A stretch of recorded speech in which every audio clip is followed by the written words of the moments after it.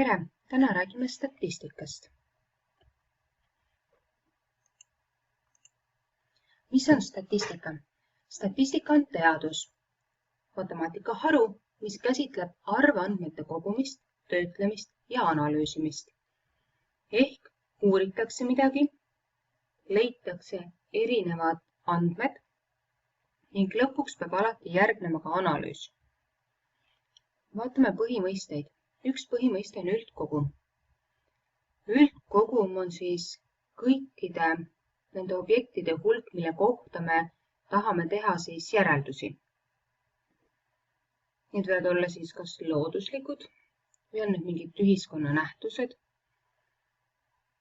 või näiteks miks mitte õpilased.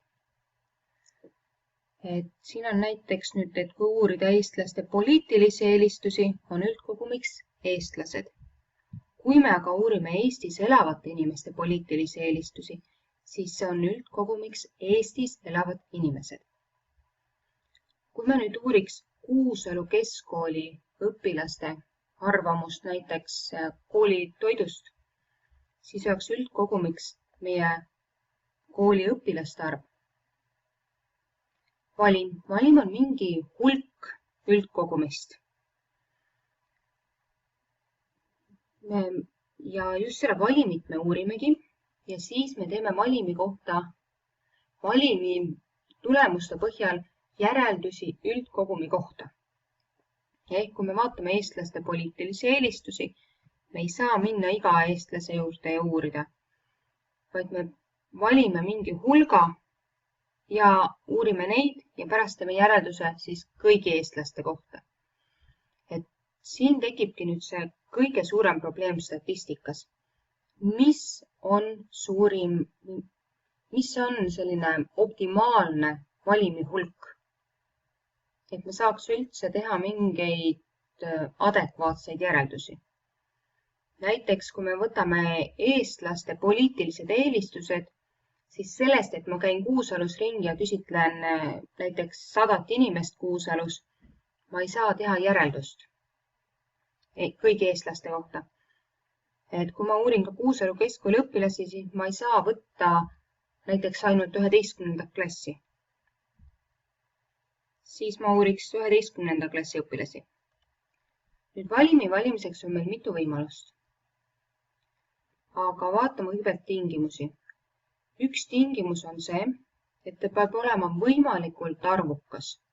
Mida suurem hulk üldkogumist satub valimisse, seda parema järelduse me saame teha. Kõigil üldkogumi objektidel peab olema võrdne võimalus sattuda valimisse. Ehk kui me võtame nüüd Kuusalu keskkooli õpilased, siis esimese klassi matil peab olema sama suur tõenäosus sattuda valimisse kui näiteks 8. klassi Jukul. Nüüd valimi koostamiseks on paar võimalust. Üks on juhuslik. Näiteks koostame nimekirja, paneme kõik õpilased näiteks tähestiku järjekorda ja siis sealt juhuslikult valime mingi hulga. Või laseme seda teha näiteks arvutiprogrammil. Planeeritud valimi koostamise korral me võtame mingi kindla plaani. Tavaliselt kasutataksegi planeeritut.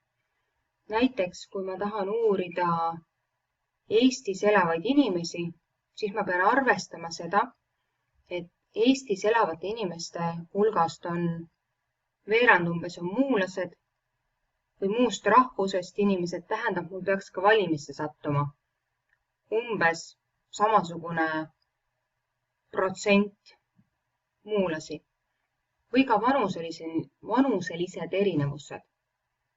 Et kui me uurime Eestis elavaid inimesi, siis kui ütleme rahvastiku hulgas 30% on pensionärid, siis meil peaks ka valimist olema 30% pensionärid. Nüüd on ka võimalik, et teil on kõikne valim. Ehk te uurite kõiki üldkogumi objekte. Ehk üldkogum ja valim on võrdsed. See kehtib näiteks siis, kui te tahate uurida 4. klasside toitumusharjumuse. Et te saate uurida ainult 4. klassi õpilasi ja uuritegi neid kõiki. et siis teil on kõikne valim. Nüüd tunnused. Kõik, mis te teada saate, kõike seda nimetatakse tunnusteks. Uuringu põhjal koostatakse üldiselt objekt-tunnustabel. Nagu te siingi näete, esimeses tulbas on siis objekt. Kas ta on siis õpilane, on ta nimega, on ta mingi koodiga, on ta lihtsalt esimene, teine, kolmas. Või on see näiteks, on need lilled, esimene lill, teine lill, kolmas lill. Ja siis eraldi tulbad on igale tunnusele. Siin näiteks on hetkel siis vanus, mass, pikkus. Tunnused jagunevad arvtunnusteks ehk need, nagu nimigi ütleb, mille väärtuseks on arv. Ja mittearvulised ehk kvalitatiivsed tunnused. Ehk siis sellised, mille puhul te ei saa anda arvulist väärtust. Ma ei saa öelda, et ma olen 4. rahvusest. Jah, need rahvused seal testis võivad olla nummerdatud, aga sellegi poolest me keegi ei räägi, et me oleme 4. rahvusest.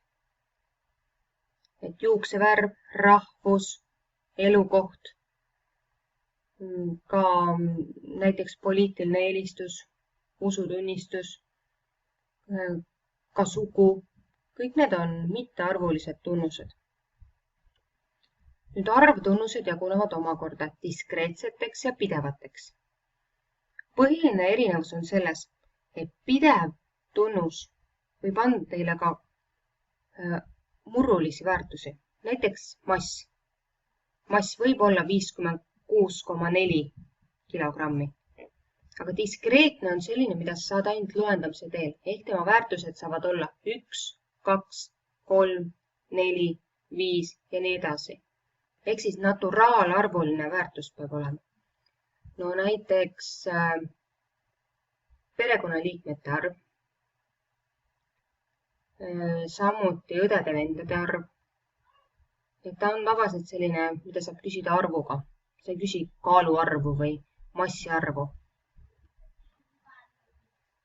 Kvalitatiivsed tunnused jagunevad järjestustunnusteks ja nominaaltunnusteks. Ehk järjestustunnused on need, mida saab sisu põhjal järjestada. Ehk näiteks, et hinda viiepallisüsteemis või olen nõus, ei ole nõus, ei oska öelda. Nominaaltunnused on need, mida te ei saa järjestada. Te ei saa panna paremusjärjekorda. Te küll kasutate nüüd statistikas mõnikord seda, annate neile arvulise väärtuse, kuid siiski järelduse tegemiseks panete te sinna sõnad tagasi. Et ei saa panna mingisse paremusjärjestusse näiteks rahvused. Binaarsed tunnused on sellised tunnused, mis välistavad teineteist. Neid saab olla ainult 2. Ja nad välistavad. Näiteks kõige lihtsam on sugu. Või küsimused, kus on jah või ei. Aitäh kuulamast ja head kahootitamist!